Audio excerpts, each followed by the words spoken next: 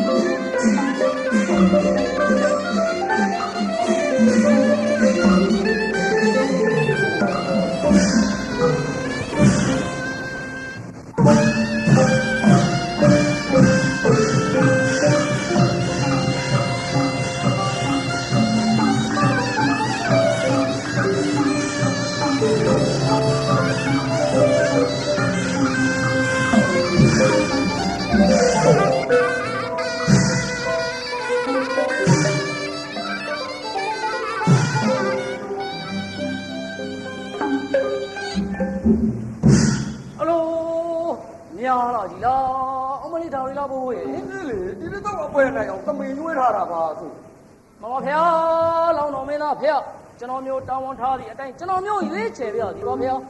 အေးကိုတော့ရဲ့စိတ်ဆန္ဒအားလုံးကိုမောင်ကာလူသိပြီးသားပဲလေမှန်ပါဗျာမှန်ပါဗျာဒီရေးဒီကိစ္စကိုလည်းမောင်ကာလူကိုယ်တိုင်ပဲသိငယ်တာဘေးထည့်ပြီးရွေးချယ်တော်မူပေါ့ကွခုတော့ကြောင့်ပါဗျာဆိုရင်တော့မူပါနဲ့ဗျာစိတ်ချတော်မူပါဗျာစိတ်ချတော်မူပါဗျာကဲဘိုးကြီးအေးပါတော့ကွာအပြိုစင်တွေကတော့မနေဘူးလေဟုတ်လားအေးလေကဲနည်းနည်းလေးမတ်တက်ထားပြသမှာလေဟေးဟောဒီလိုလားအေးကဲသမီးလေးတို့ကဲထပြလိုက်ကြတဲ့ထပြလိုက်ကြတဲ့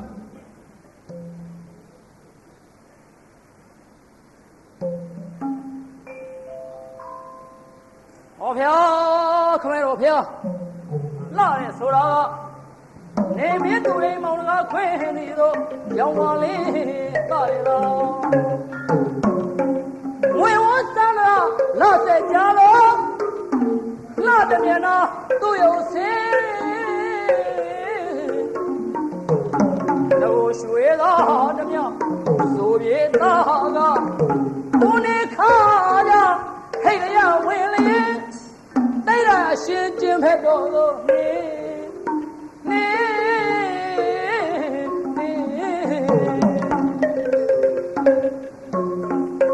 ပြေစာထားတာသူ့ရွယ်မှာ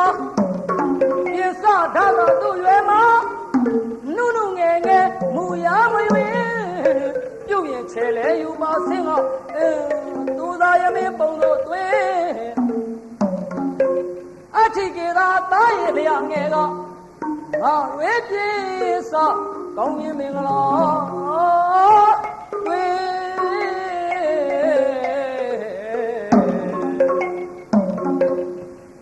ဒီလိုလာတဲ့ယူပရှင်ကိုဒီလိုလာတဲ့ယူပရှင်ကို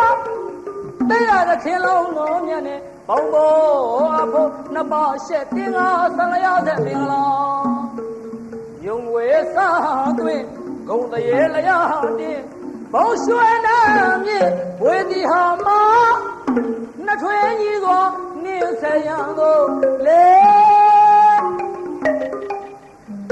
လူသားတမျှပေါ့မူရစာကရှုပကားရစာဆုံးရှာသည်အလှလုံးဟာခြင်းဖက်တော်သို့ကျွေ ယုံဝဲစားသွင်းဘုံတရေလျာတင်းဘုံရွှေနာမြင့်ဝေဒီဟာမနှစ်ထွေးကြီးစွာနေဆရန်လို့လေ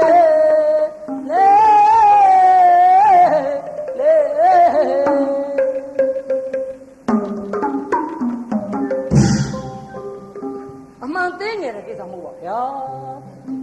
ခမဲတော်ဘုရားသုံးတော်ရဏကရုပ်အချောလာကညာစင်တွေခေါ်ပြီးတော့ဗမယပလင်ပွေပေါ်မှာအလောင်းတော်မြတ်နဲ့ပေါင်းခေါ်အပ်ဖို့ကညာစင်အလားရွေးရမယ်ဆိုတော့ဒါတာမင်ညာရေးမဟုတ်ဘူးရဲ့ဒါကြောင့်ငါခန့်ထားတာဟောဟာတာမင်ညာရေးမဟုတ်ဘူးမှန်တယ်လေမန္တအဋ္ဌိသာဝိဝယဧသာဆိုတဲ့ကောင်းကြီး900လို့တွင်သူ့ကားရဲ့မဆူမကြုံလာပဲနဲ့မူအပုံကဟောသလိုတခါစမ်းပြီးကြိုင်လိုက်ရင်ဝါဝမ်းဆိုင်ပေါ်ပြောင်းထိရသလိုပျော့ပြောင်းအင်းနေတဲ့အသားကြီးကောင်းကြီးနဲ့လည်းပြည့်စုံရပါလေကောင်းပါမို့ဘူးကောင်းကနေခြေပြားအထိအနေထားကြည့်လိုက်စမ်း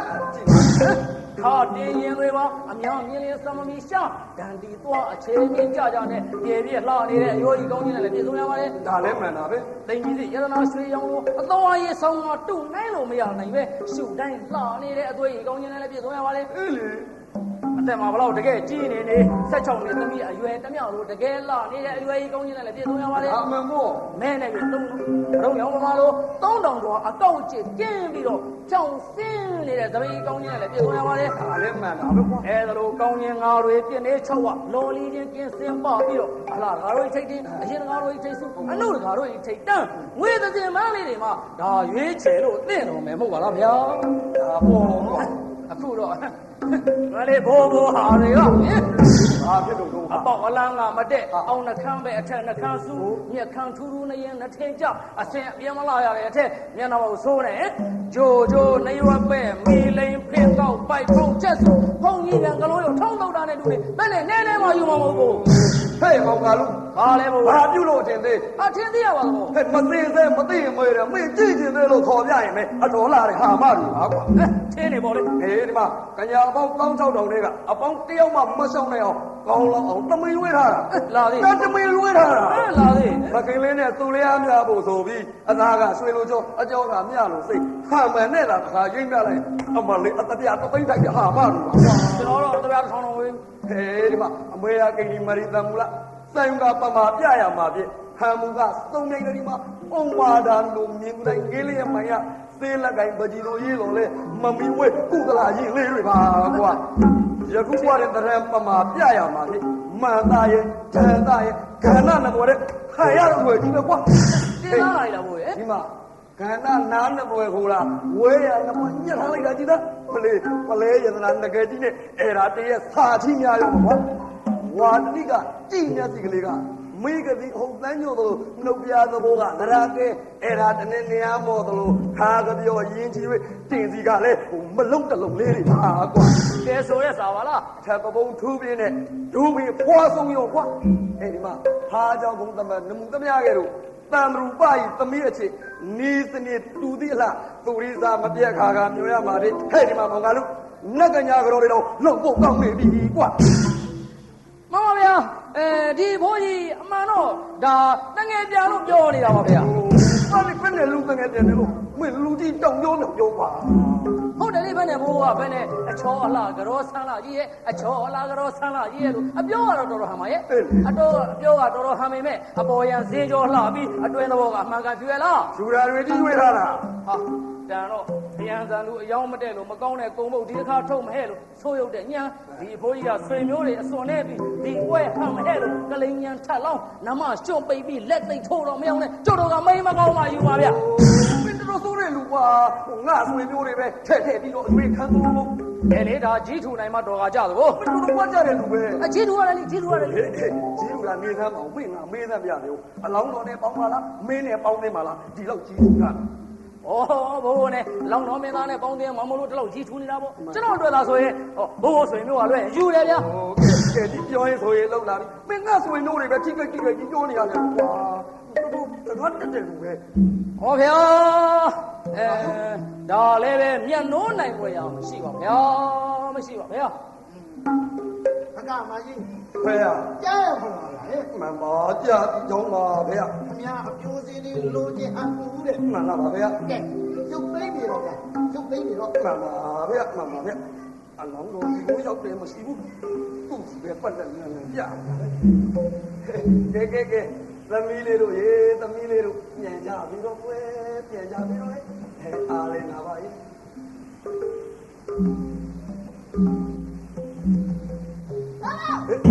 သမီး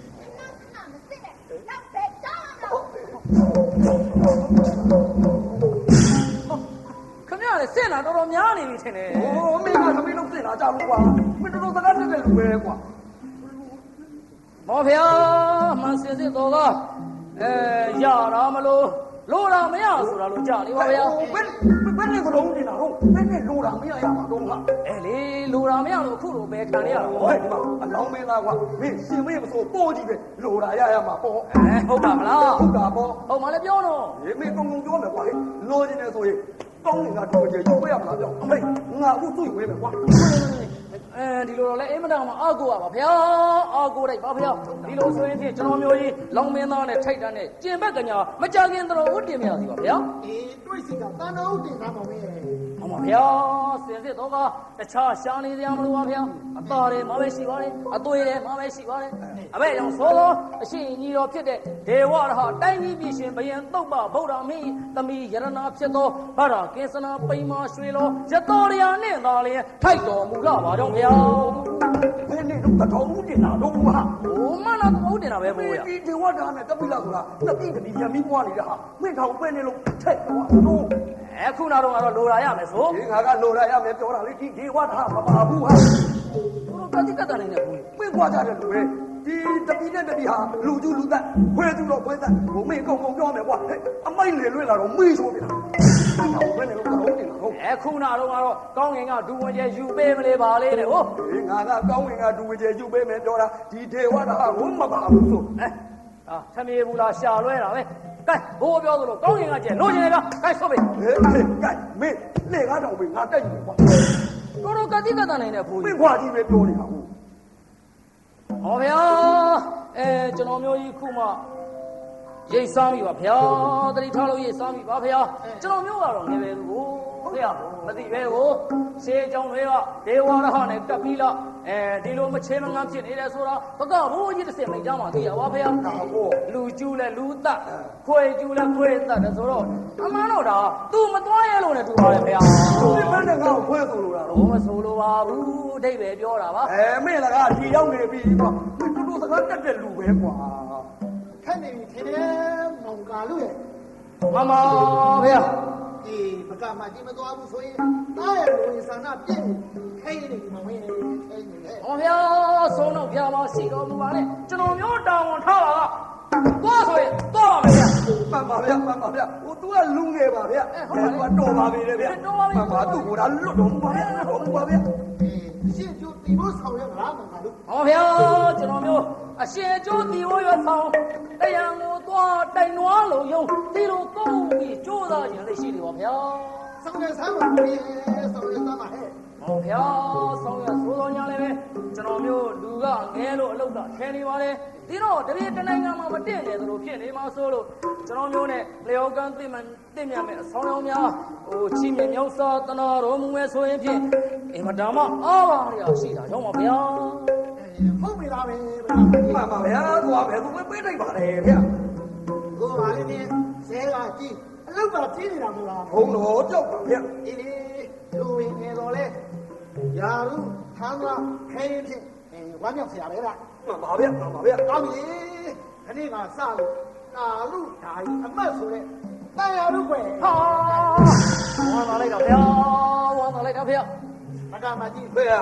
ရုထမ်းသာများပင်သနာလို့မောင်ကာလို့ကိုအဆောင်ရောင်နဲ့တော့စင်များပေးစေကွယ်ပြည်ဒီကွယ်မှန်လားပါဗျာမှန်လားပါဗျာမိန်တော်မြတ်အတိုင်းပါဗျာမောင်ကာလူရေဟိုအဆောင်ရောင်တော့ဝမ်းသာလိုက်တာဘိုးဝမ်းသာလိုက်တာကောင်းမဲဝတ်စားလဲဝင်နော်မှန်တော့ဗျာ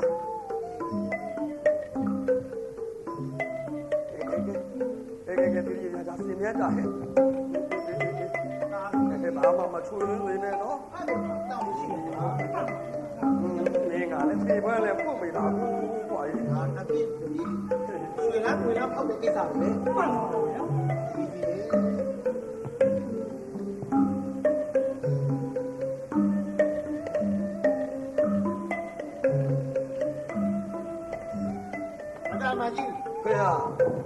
အားကိုတော့ကျွယုံတော်ပြီပဲဗျာအေး မှန်ပါအားကိုလောက်ပါပဲလေဖေဟာ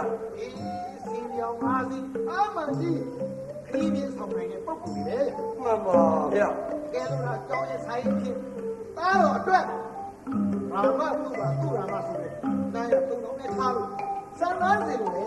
မကြည့် မှန်လားပါအကြောင်းရင်းဆုံးလို့ချင်းဟဲ့ဖေဟာကျွန်တော်မျိုးရရာမသူ့ပါသူ့ရာမဆိုတဲ့နာမသုံးတော်ကစီစဉ်ညွှန်ကြားကူကပ်ပြီးတော့မူပါမယ်ဖေဟာ မကြည့် ဖေဟာ သားသမီးလေးဆိုတော့မိဘမှာတာဝန်ရှိတယ်မလား မမေးပါနဲ့တာဖေဟာ အေးနှစ်ပြည့်တည်းဆွေလန်းငွေလန်းပေါ့ဆိုတာအမတန်ရေးကြည့်တယ်နော် မှန်ပါတတိကလေးဆွေလန်းငွေလဲဖောက်တယ်ဆိုတာအမှန်တမ်းမှလည်းအရေးကြီးလာကြောင်းပါဖေဟာ ဒီကျိုးကြီးကိုဆောက်ရမယ်ဆိုတော့ဝမ်းသာကြရတယ်လေ ဝမ်းမြောက်ကြောင်းပါဖေဟာ ဒီကမှညာကြီးကတော့ပညာဆိုချောလို့လုပ်တယ် မှန်လားဖေဟာ ဒီထားမှာဖြစ်ပါနော် မှန်ပါသတိထားတော်မူပါလေဖေဟာ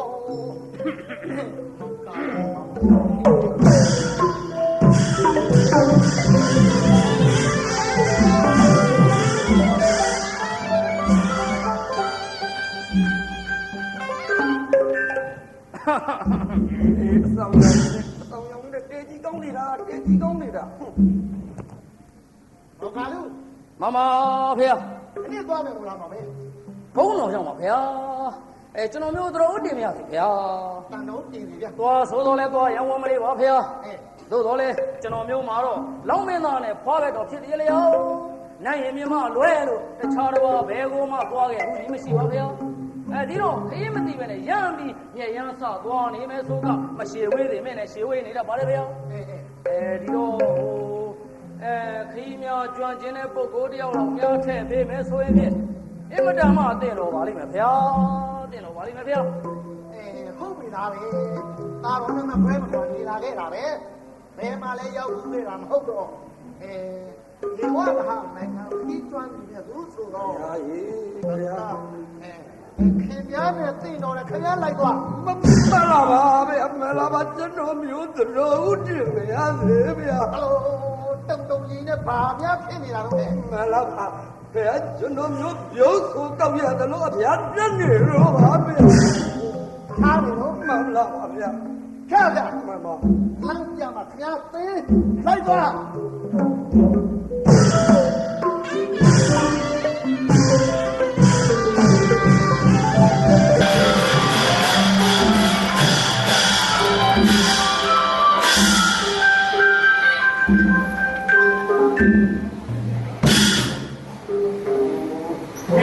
မင်းတော်ဆိုးတဲ့လူကွာ ပါလေဘိုးရ မင်းမမင်းတက်တိစီလိုက်သွားပေါ့ကွာ ကျွန်တော်မှလမ်းမသိပဲဟို လမ်းမသိပြပြလူခေါ်ပေါ့အစာကလေးကငါမလိုက်ဝင်လို့တော်ဦးတင်ထားတဲ့ကိစ္စ ခဲပါလေမိန်တော်ကြီးကလည်းကြာနေပါပြီညင်းမနေပါနဲ့တော့ ဒီ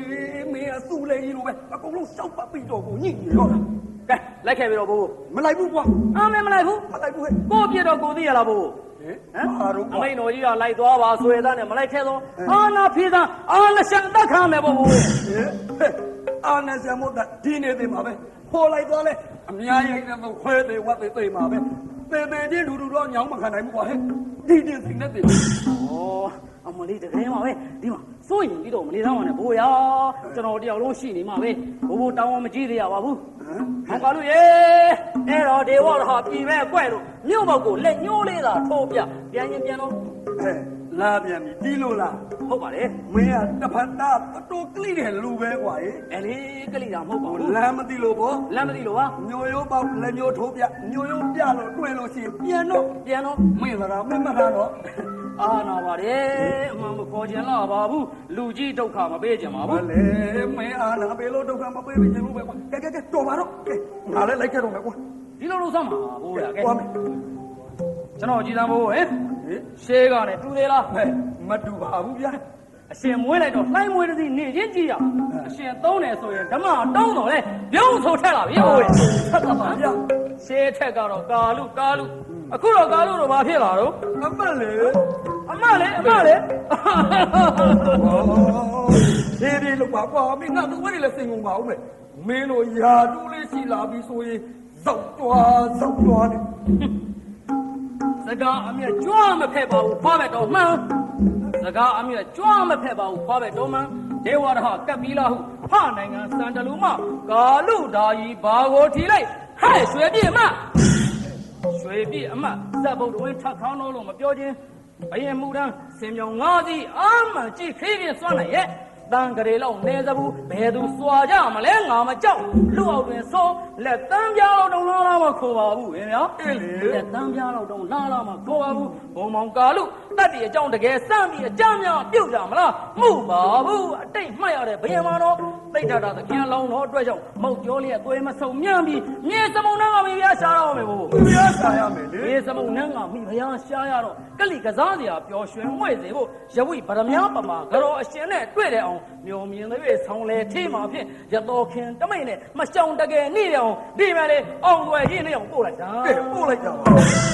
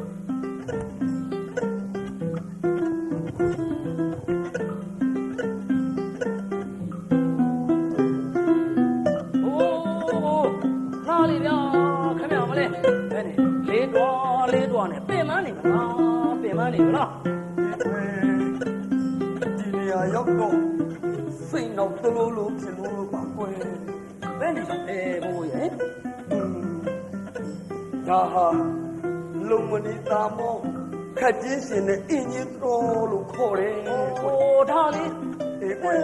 တော်ခီးပေါက်ရောက်လာမှာကိုဒါနဲ့ဘူး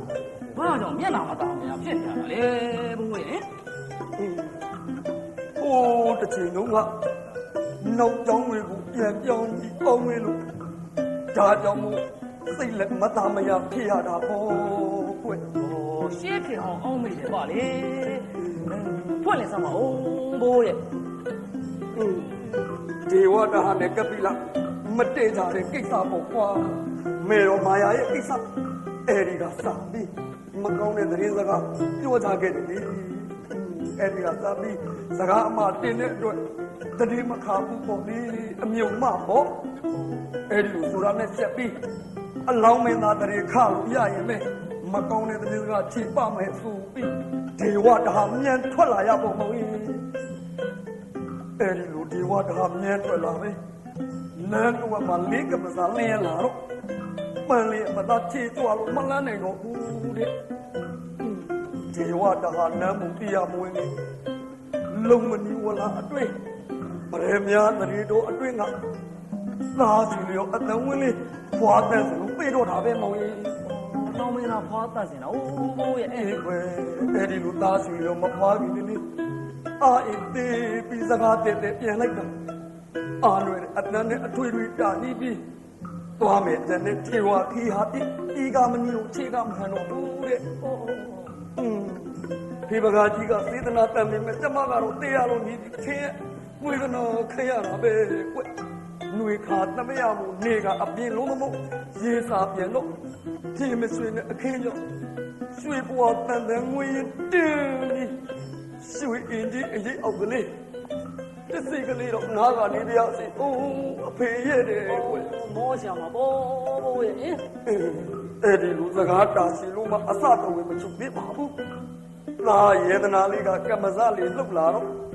ဗရမ ्या ဆွေကျုပ်ကထိုးလိုက်တဲ့သဘောကြောင့်အာရုံစုံပြီးအဖေရဲ့လို့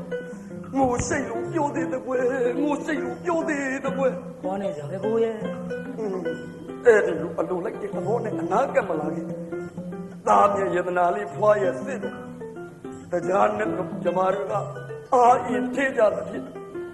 အပါတူရှိတဲ့အင်ဂျင်တွေဒီလေးဝင်ကကိုင်းအပြုတ်လေးကကိန်းညိုပေးတာဖြစ် ယခုဒီရှိပါသေးတယ်ကွယ်ယခုဒီရှိပါသေးတယ်ကွယ် ဒါလားဘိုးရဲ့ ဒီကွယ် အရာတောင်မရွေးသေးပါလားဟင် အရာတော့မယွင်းသေးပါဘူးကွယ်အဲ့ဒီလိုကိုင်းညုတ်ပြီးတော့သမီးကညာမှာတီးအာနာအလိုပြေးလာတာပေါ့ကွယ်ထိုရနေ့ပရမညာသူယတနာကပြမစုံငွေနဲ့သားဘုရားဖွာတော့ပြီးတာသာပဲသမီးကညာမာယာခင်မှာတီးသာလာယတနာသစေကြောင့်မရဏဝေဘုတ္တခံယူသလားလို့ချက်ဝေရကနေကြီးထိုးပြီးဇယက်ညကအဖေသေးဖို့ပဲငဲ့တွေအတန်းကဖေးပြီးအောင်မှုစားကြပြီရွှေပြီးဆိုနေဆွေငင်းကပေါ်ကြတော့တဲမရှိတော့လွမ်းကတော့မီတော့လမ်းမဲ့နာကြောတဲ့တရားရဲ့သမီးအဖေဘကဒီတစ်ခေါက်လာပြန်ပဲအဖေဘကဒီတစ်ခေါက်လာပြန်ပဲဟုတ်ရကွေးညူအောင်လို့ဆွေပြီးဆိုငဲ့တော်ရီတားနေတော့အထက်ကဟာမကြီးဆွေးကတရီပေကအပြစ်ဟောင်းကိုလားအပြစ်လောင်ကမြေမစွတ်ကြပါနဲ့တော့လို့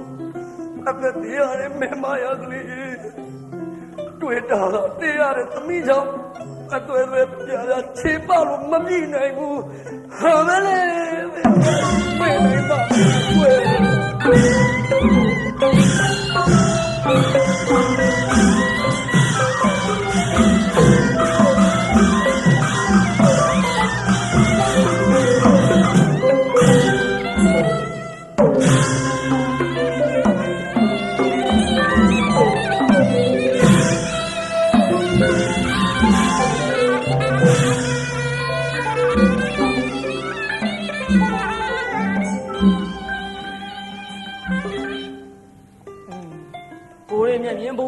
ဆိုနေ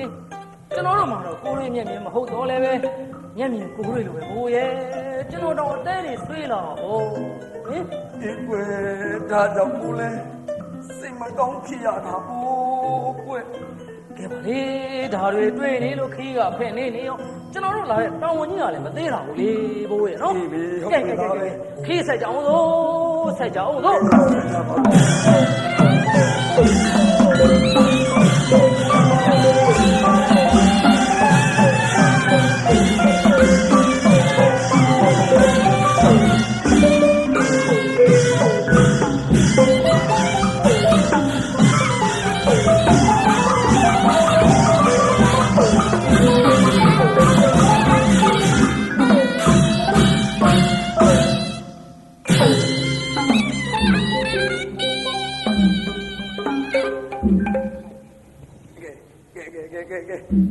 မောင်ကားလူရဲ့ဘိုးရဲ့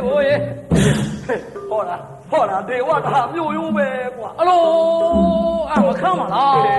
မခမ်းပါလားကဲရောက်လာပြီကဲဒီတော့ငါပြန်မယ်ကွာပြန်လာရဘိုးရဲ့မြန်ကုန်မင်းငါနဲ့မင်းပဲနေကွာဟုတ်ပြီသားပဲမြို့ပေါက်ကိုလက်ညှိုးထိုးပြရုံပြလို့ဆိုခဲ့မိသဘောလမ်းမသိလို့တဲ့မြို့ရိုးပေါက်လက်ညှိုးထိုးပြတီးပြလို့ရှိရင်ပြန်တော့တယ်ရောပြန်မယ်ကွာဒီလိုဆိုပြန်တော့မယ်ဗောပြန်တော့မယ်ကဲကောင်းပါပြီကဲပြန်တော့မယ်နော်ကဲကောင်းပါစေဗျာကောင်းပြီပါဟုတ်ကဲကောင်းပါပြီနေပါလေဘာတော့ကွာနေပါဘိုးရဒီမှာတော်ကြမောင်ကားလို့ရမင်းငါတရီမပဲလို့ဒီလိုရှိနေမှဆိုလို့ပါဘာများတော့တရီပေးလိုက်အောင်မယ်လေဘာပြောသမှာလာကြတော့ကတော့2ယောက်ပဲ2ယောက်လေအခုပြန်တော့ဘိုးတယောက်ပဲငါတယောက်ပဲပြန်မှာတော့ကာလူဓာကြီးဆိုတာကဒေဝရဟပြည်ကသိကြမယ်မဟုတ်ဘူးဘယ်သူမှမသိဘူးအကဘိုးကြီးဆိုတာဒေဝရဟပြည်သားမဟုတ်လားမင်းငါအကုန်သိတာပေါ့ဒီတော့ထင်ခွေရဲခနောက်ဆုံးကုန်းပြောလိုက်မယ်ကျွဲကျုံသားနွားကျုံသားကစဘိုးတော့သိကြမှာပဲအကုန်သိတာပေါ့ဒီတော့ပြန်ရင်လမ်းမြောက်တွေ့နေဟာဟိုဟာဘယ်သူတော့ဘကဘိုးကြီးအာသေးပြီတော့ဟွာဆိုပြီးတော့ဝိုင်းတက်ကြရင်တော့ဒုက္ခပဲခင်ဗျားတို့ကဲပါလေပြန်တော့နေသားပါကွာမင်းငါတော့ရခက်လာရခက်မင်းမပြောပဲနေတော်သေးရကွာမင်းအခုပြောတော့ငါသတိပေးသလိုဖြစ်နေပြီငါဘယ်နဲ့လုံးတော့မတော့ဟာဖြစ်တော့ဖြစ်မှာမဟုတ်ပါဘူးဖြစ်လို့ရှိရင်လည်းတိတ်တော့တက်သားမယ်မဟုတ်ဘူးနေသားပါကွာငါလည်းမပြန်ဝင်တော့ပါဘူးဒီလိုလုပ်စမ်းပါဘိုးရဒီလိုလုပ်စမ်းပါမင်းကစကားတက်တိုင်းတော်တော်ပဏိပလာတော်တော်များတယ်လူပဲကွာကဲပါဘိုးရရောက်ပေါ်သူတော့လိုက်ခဲ့စမ်းပါကဲလူတိုင်းဝင်အောင်ဒီပါကဲငါလည်းမပြန်ဝင်တော့ပါဘူးကွာမင်းအနောက်ကတ်လိုက်ရမယ်ဘိုးဟာပဲဖြစ်နေပြီကဲချပါဒီမှာဘိုးစကားလည်းနားထောင်ပါမယ်တခုတော့ရှိတယ်မင်းကပြောစမ်းပြရမယ်နော်မင်းက စကားလေးတစ်ခုပြောမယ်ဟေ့ဆိုရင်လူတူပေါ်မင်းကလက်တလုံးလေးတင်းတင်းပြီးတော့စကားပြောတဲ့အကျင့်ရှိတယ်ဒီတော့ဟိုမင်းစကားပြောတာတော့ကြည်ပြောပုံပါစိတ်ချပါဘိုးရဲ့ဒီမှာပြေးပြစ်ရှိပါစေဟုတ်ပါပြီလူအောင်ကြလို့လူပြီးတော့မသေးပါဘူးကွာဟုတ်ကဲ့ပါသူများရွာမှာကြက်မကိုရွာမှာကြက်ဖာဒါတော့ဘိုးမနေပြီကျွန်တော်အယူဆကသူများရွာမှာကြက်ဖကိုရွာမှာကြက်မလောက်ချလိုက်ကြပြီမင်းကွာကြီးပဲဆိုနေသားမဟိုးရဒီမှာဆိုင်ရာတွေခေါ်လိုက်အောင်ဆိုင်ရာတွေခေါ်လိုက်အောင်ကွာယောမျိုးဘာလားစိုးနေတကပုံမင်းတို့မရှိကြလားဘာလားစိုးနေတကပုံမင်းတို့မရှိကြလားတကမှုဘာတော့ဗျမျိုးတကားပေါက်ရှိရလူတန်ကြတယ်ဗျအေးကျုပ်တို့စုံစမ်းမင်းမြတ်ကြီးကောင်းမလဲ